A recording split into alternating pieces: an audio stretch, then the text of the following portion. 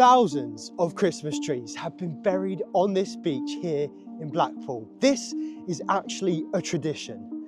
Locals come out every January with their spades and they dig these long trenches and they bury Christmas trees in the ground.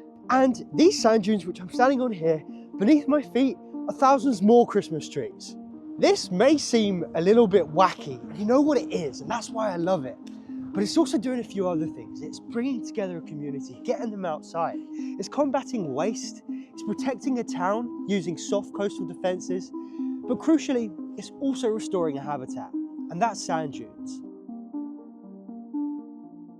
I'm interested in nature restoration in however it manifests. Sometimes it's in big ways, sometimes it's in small ways, and sometimes it's in pretty peculiar ways, like planting Christmas trees on a beach. And I had to come and see this for myself. So besides being just huge accumulations of sand, sand dunes are actually really fascinating habitat. Sand dunes actually move through a cycle. So you have the younger, smaller dunes at the front, and then as you come through, more sand accumulates and the dunes get bigger, they get older. And what you're actually seeing here is the process of succession. So the land here is becoming more stabilized and it's becoming more vegetated. Unlike other coastal habitats, sand dunes are not formed by the sea, but instead the wind. As sand dries out, it's blown up the beach and into debris. This might be low-lying plants, rubbish, or old driftwood. Sand gathers either side and the dune begins to form, and pioneer plant species are able to colonise. Maram grass is an iconic species of sand dunes. It's a really rough and tough grass with long roots reaching down to freshwater sources below. These roots bind the dune together and form what's known as an embryo dune, a baby dune. And the further back you go, the larger and more stable the dunes get. There's more plants here, which adds more organic matter to the sand, making it more suitable for other plant species to live. And sand dunes are home to many different species.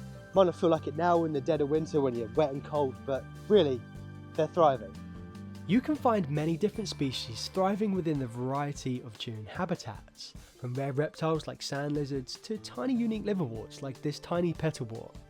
Not to mention dune slacks, which are awesome little habitats holding fresh water. But as a whole, it's the constantly changing dynamic nature of dunes which make them so valuable to wildlife.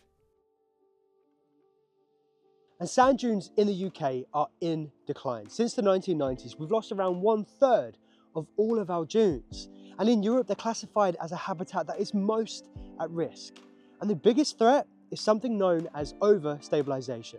Essentially, in order for sand dunes to be thriving, they need to be open and dynamic and able to change. But what's happened is that too many have reached this later successional stage and they've become too stable. Now this has been caused for a number of reasons, one being a decrease in animal disturbance. So we're grazing our animals less on sand dunes, so they're missing that disturbance which comes from large herbivores roaming around. And also myxomatosis. Now myxomatosis has decimated wild rabbit populations that would be burrowing in these sand dune systems. And studies have actually found that increases in atmospheric nitrogen have caused this accelerated plant growth. And wetland dune systems have actually been drying out with warmer, longer summers. So when you couple all of this with, like the classic exploitation and land use change, it's no wonder that a dynamic habitat like a sand dune has actually been declining.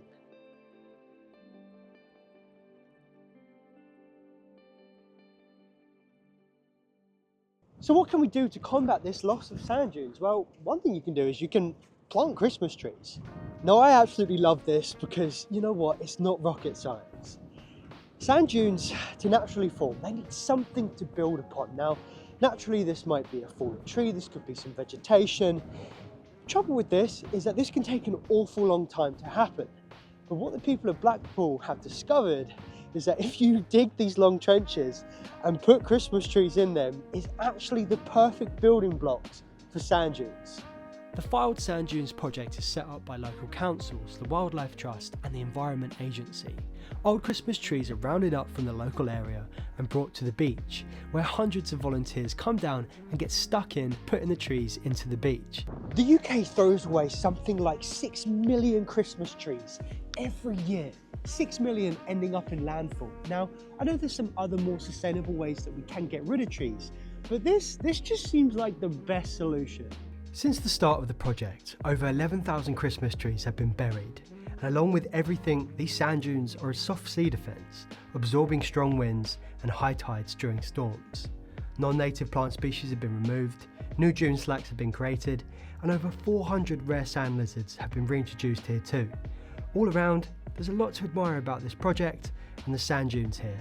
What I love most about it is that it's getting the community out and together to go and work towards something which is like restoring a habitat, and that's awesome. You know, rewilding can manifest in many different ways, and it can happen anyway.